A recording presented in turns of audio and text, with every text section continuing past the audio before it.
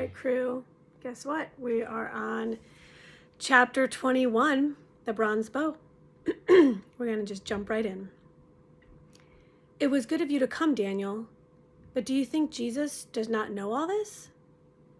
Annoyed, Daniel looked back at Simon. He had walked all the way from the village at the end of a long day's work.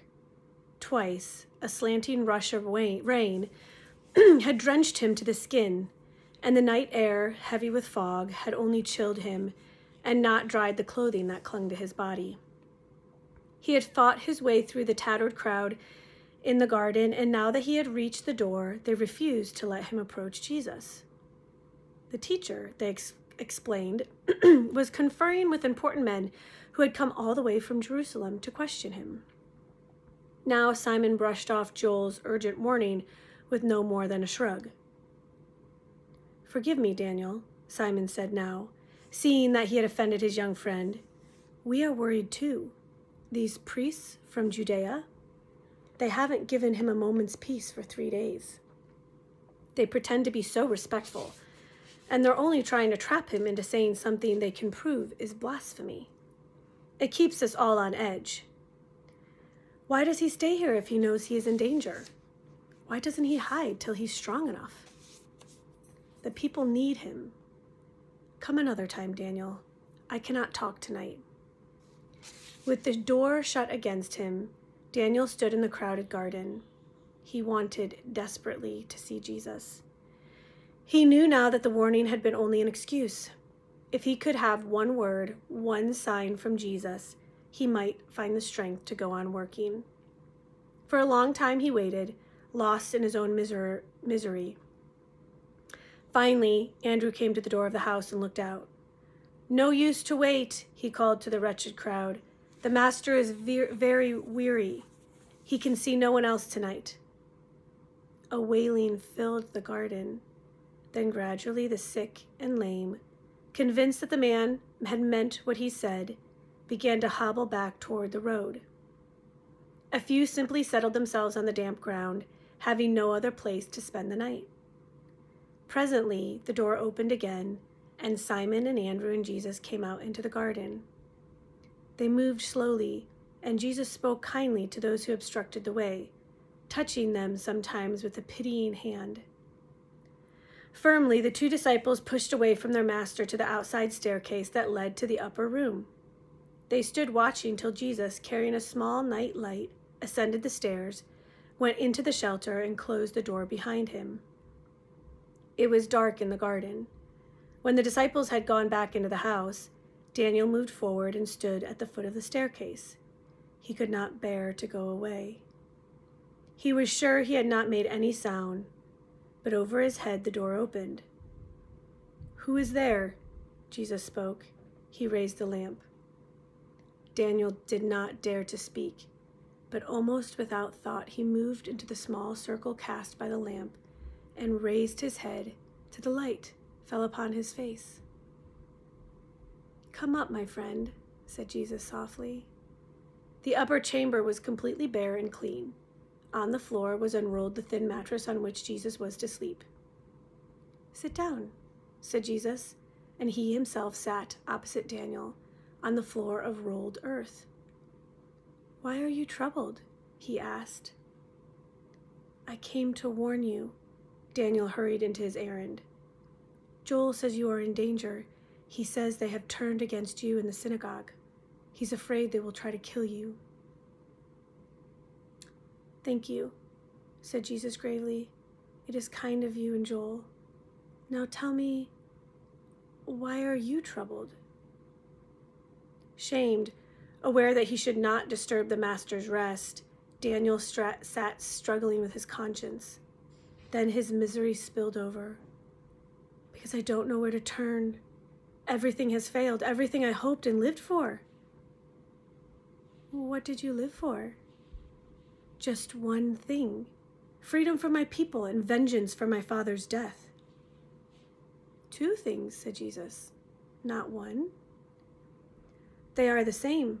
I will strike for both at once. Are you sure? Jesus asked. The familiar tightness pulled at Daniel's mouth. He had come for help, not questions. All I wanted was a chance, he went on. I thought it had come at last, and I worked and planned for it. Then it all went wrong somehow.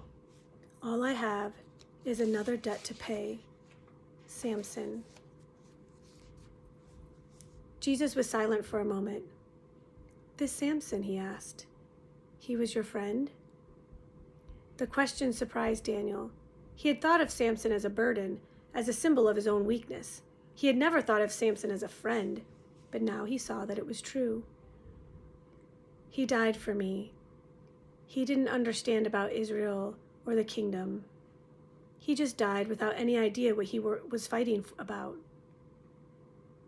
Then, heedless of the master's weariness, forgetting everything but the guilt that had tormented him every moment since the day of the rescue, he poured out the story of Rosh, of the betrayal on the mountain, of Nathan's death, and the debt that Samson's sacrifice had laid upon him. Yes, said Jesus slowly, an eye for an eye, a tooth for a tooth. It is written, we must repay in kind. But Samson has given you all that he had. In what kind can you repay him? By vengeance. Well, he did not give you vengeance. He gave you love. There is no greater love than that a man should lay down his life for his friend. Think, Daniel, can you repay such love with hate? It's too late to love Samson. He is probably dead. Then as Jesus waited, should I love the Romans who killed him? He asked with bitterness. Jesus smiled. You think that is impossible, don't you? Can't you see, Daniel? It is hate that is the enemy, not men. Hate does not die with killing. It only springs up 100-fold. The only thing stronger than hate is love. The boy lowered his head, scowling at the floor. This was not what he had come to find. With terror, he pushed away the words that struck treacherously into his own weakness. When he looked up again, Jesus sat with his head bowed, one hand across his eye. Every line of his body showed his urgent need to rest. Daniel felt a stab of conscience, but his own need was too great. He had to speak. I don't understand, he pleaded, but I know that you could save us all if you would, Master. Why will you not lead us? There are so many, hundreds, thousands in Galilee who would only wait for a word. How long must we wait? Jesus did not seem to have heard. He did not move. Slowly, Daniel got to his feet. As his hand touched the latch, Jesus spoke. He had risen too and stood looking after the boy.